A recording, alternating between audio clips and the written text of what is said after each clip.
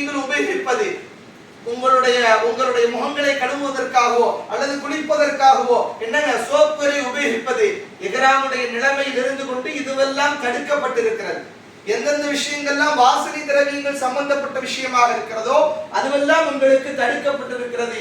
இஹ்ராமுடைய நிலைமையிலே உங்களுக்கு முதல் விஷயமாக வாசனை திரவியங்கள் கூடாது, சென்ட் அடிக்க கூடாது, அத்தர் பூசக்கூடாது, அதே போன்று என்னங்க கோடாலி தைலம் முதற்கொண்டு உபயோகிக்க கூடாது. இதுவெல்லாம் என்ன எதுல வந்துருங்க, அத்தர் சம்பந்தப்பட்ட வாசனை திரவியங்கள் சம்பந்தப்பட்ட விஷயங்களில் அடங்கும். அதற்கு அடுத்ததாக நபிகள் நாயகம் ஸல்லல்லாஹு அலைஹி வஸல்லம் அவர்கள் இஹ்ராமுடைய நிலைமையில் தடுக்கப்பட்ட விஷயங்களை பற்றி சொல்லும் போது, பெண்கள் தங்களுடைய முகம் திறந்திருக்க வேண்டும், ஆண்கள் தங்களுடைய தலை திறந்திருக்க வேண்டும். என்னங்க தலப்பாகி அணியக்கூடாது. தொப்பி அணிவதும் தலப்பாகி அணிவதும் கூடுமாக இருந்தாலும், அதாவது எதுவெல்லாம் ஹலாலாக இருந்ததோ அது இப்போது ஹராமாக ஆக்கப்பட்டுவிடும். அதுதான் இஹ்ராம் என்ற வார்த்தைக்கு உண்டான பொருள். அதற்கு அடுத்ததாக நபி ஸல்லல்லாஹு அலைஹி வஸல்லம் அவர்கள் சொன்னார்கள், இஹ்ராமுடைய நிலைமையில் கணவன் மனைவிக்கு மத்தியில் இருக்கக்கூடிய தாம்பத்திய உறவு கூடாது.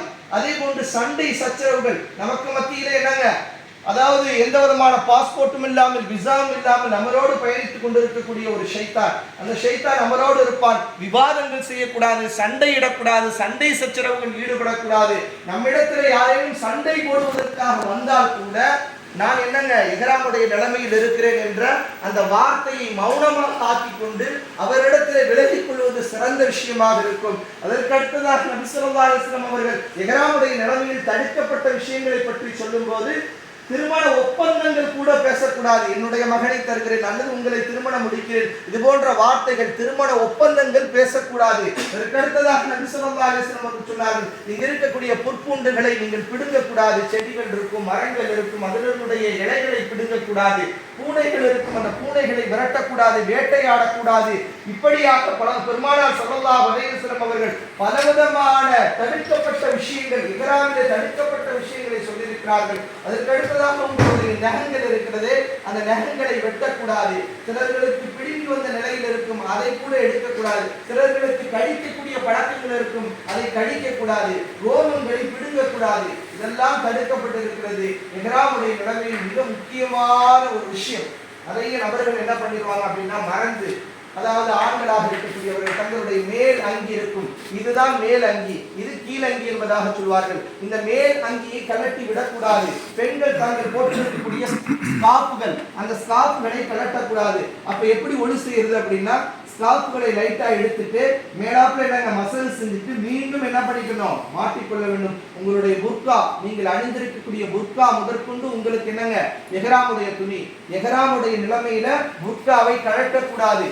உங்களுடைய இஹ்ராமுடைய அந்த காலகட்டத்துல உம்ராவுடைய கிரிகைகளை எல்லாம், உம்ராவுடைய விஷயங்களை எல்லாம் முடித்ததற்கு பின்னால் தான் உங்களுடைய ஆடைகளை களைய வேண்டும். அதுவரை என்ன பண்ணக்கூடாது, ஆடைகளை களையக்கூடாது, ஆடைகளை அகற்றக்கூடாது.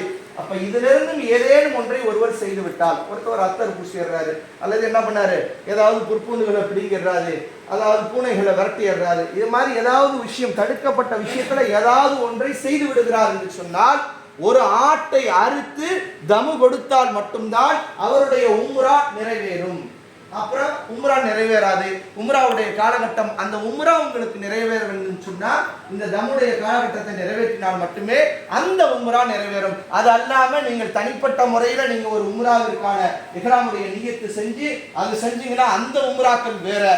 இந்த நீங்க நியத்து செய்திருக்கக்கூடிய காலகட்டத்துல இது போன்ற தவறு ஏற்பட்டுச்சு அப்படின்னு சொன்னா அவர்கள் தம் கொடுத்தால் மட்டும்தான் அந்த உம்ரா அவர்களுக்கு நிறைவேறும். இப்ப உம்ராவுடைய தடுக்கப்பட்ட விஷயங்கள்லாம் உங்களுக்கு நினைவூட்டப்பட்டிருக்கிறது. இன்னும் சொல்ல போனால் எச்சரிக்கப்பட்டிருக்கிறது என்ற வார்த்தை தான் மிகவும் பொருத்தமான வார்த்தையாக இருக்கும். அல்ஹம்துலில்லாஹ்.